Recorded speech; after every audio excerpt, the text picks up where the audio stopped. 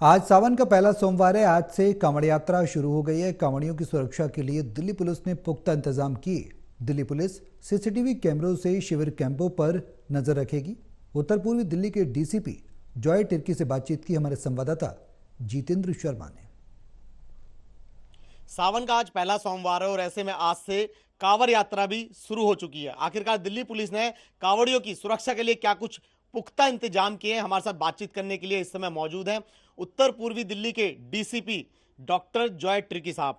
Sir, आज से कांवड़ यात्रा शुरू हुई है, किस तरीके की सुरक्षा व्यवस्था की गई है कांवड़ियों के लिए? देखिए, हर साल की तरह इस साल भी हम लोगों ने बहुत ही व्यापक इंतज़ाम किया हुआ है और काफ़ी दिन पहले हम लोगों ने शुरू कर दिया था इसकी तैयारी और स्क्रीनिंग होती रही। लोग जो अप्लाई कर रहे ऑर्गेनाइज़र्स और इनके साथ एक जो बैठक होती है हमारी, जो डिस्ट्रिक्ट लेवल बैठक होती है, वो हमने 15 तारीख को ही कर लिया था, जस्ट बिफोर मुहर्रम। तो उसमें दोनों चीज़ों को हमने कवर कर लिया था। मेरे यहाँ 55 शिविर लगेंगे। 55 में से 42 को जीएनसीटी ने भी मान्यता दी है और हर शिविर को हम लोग बहुत सोच समझ के लोकेट करते हैं, जहाँ उसका लोकेशन होता है कि कहीं भी ट्रैफिक बाधित ना हो, एक आम नागरिक को परेशानी ना उठानी पड़े और साथ के साथ कांवड़ियों की भी सुरक्षा रहे।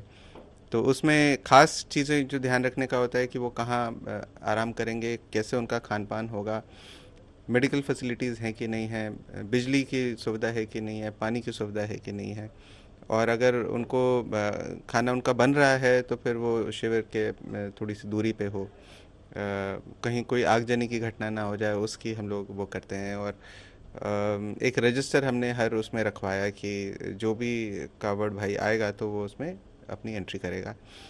सीसीटीवी किस तरह से लगेंगे, कहाँ कहाँ पे लगेंगे, पूरी चेकलिस्ट हमने बनाई है और हर एक शिविर के लिए वो चेकलिस्ट में हम सारी चीज़ें चेक करेंगे, कोई भी चीज़ is not left to chance. साथ के साथ कुछ हम लोगों ने गंगा जल का भी प्रबंध किया हुआ है कि जैसे केस ज़रूरत पड़े तो हम लोग ये सुविधा प्रोवाइड कर पाएँ। इसके अलावा यूपी से लगता है मेरा ज़िला, तो 6 बड़े मेरे एंट्री पॉइंट्स हैं, छोटे छोटे भी हैं, पर मोस्टली ये लोग बड़े वालों में से ही आते हैं। तो 30 ऐसे इंटरसेक्शन हम लोगों ने अपने ज़िले में आइडेंटिफाई किए हुए हैं जहाँ पे इनको रोड क्रॉस करना पड़ेगा, तो बड़े वाले इंटरसेक्शन, तो वहाँ पे किसी तरह की कोई असुविधा ना हो, इसको हमने नज़र पे रखते हुए वहाँ अलग से अरेंजमेंट किया है। ड्रोन की व्यवस्था है और मेरे यहाँ पे राउंड द क्लॉक अरेंजमेंट लग रहा है आज से लेके 2 तारीख तक। अभी फुटफॉल शुरू नहीं हुआ है, 3-4 दिन लगेंगे पहला कावड़िया पहुँचने में, तब तक थोड़ा समय है। आज भी हम लोगों ने रिव्यू किया था अपने शिविर का, तो कुछ तैयार हो गए, कुछ तैयार हो रहे हैं, पर by the time they arrive I am sure सारे तैयार हो जाएंगे। 1100 के लगभग मेरे स्टाफ मैंने लगाए, सिपाही से लेके डीसीपी मेरे तक, और पीएचक्यू से हमने रिक्वेस्ट डिमांड किया है आउटर फोर्स का, वो भी हमें मिल जाएगा। तो we are ready for everything, कोई दिक्कत की बात नहीं है। सर, आपका ज़िला दंगा पीड़ित इलाका है। 2020 में दंगे देखे गए थे यहाँ पर और काफ़ी माहौल भी बिगड़ा था। ऐसे में कांवड़ यात्रा शुरू हो चुकी है, तो क्या आरडब्ल्यू के साथ मीटिंग वगैरह हुई है कि किसी तरीके का माहौल ना बिगड़े? क्या मुल्ला मौलवियों से आपकी बातचीत हुई है कि किसी तरीके का माहौल ना बिगड़े, क्योंकि बहुमूल्य इलाका है, मुस्लिम इलाका है, तो ऐसे में कुछ मीटिंग्स वगैरह की गई पहले से? देखिए, जैसे मैंने आपको बताया, इसमें हमारी 2 बड़ी इंपॉर्टेंट मीटिंग्स हो गई हैं। एक तो 15 तारीख को मुहर्रम से पहले, 17 का मुहर्रम था, तो 15 तारीख को हमारे सारे स्टेक होल्डर्स को हमने बुला लिया था, ऑफिशियल्स भी और रिस्पेक्टेबल्स भी, दोनों कम्युनिटी के।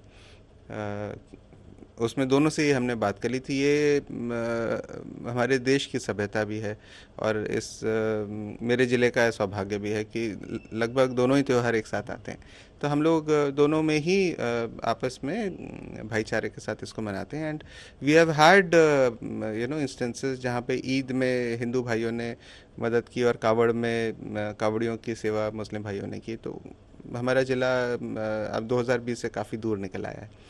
दूसरी एक जो इम्पॉर्टेंट मीटिंग हुई है वो हुई है 19 तारीख को, जहां हमारे सांसद मनोज तिवारी साहब आए थे और तीनों हमारे जो यहाँ के एमएलए थे और काउंसलर्स थे, सभी बैठे और सभी ने कावड़ की समीक्षा की। डिस्ट्रिक्ट लेवल कमेटी मीटिंग हुई है, तो we are not leaving anything to chance. हम लोग अलर्ट हैं और अच्छे से जो टेबल टॉप एक्सरसाइज बोलते हैं वो हम पहले से कर चुके हैं। सर कांवड़ शिविर कैंप लगे हैं, जैसे कि आपने बताया कि मेरे ज़िले के अंदर काफ़ी हैं, तो ऐसे में रात के अंदर क्या सीसीटीवी कैमरे लगाए गए हैं, कोई आगजनी ना कर दे, क्योंकि असामाजिक जो तत्व हैं वो ऐसी हरकत करते हुए दिखाई भी देते हैं कि टेंट में आग लगा के चले गए, माहौल ख़राब करने की कोशिश करते हैं। तो ऐसे में क्या शिविर कैंपों पर सीसीटीवी कैमरे भी लगाए गए हैं निगरानी के लिए?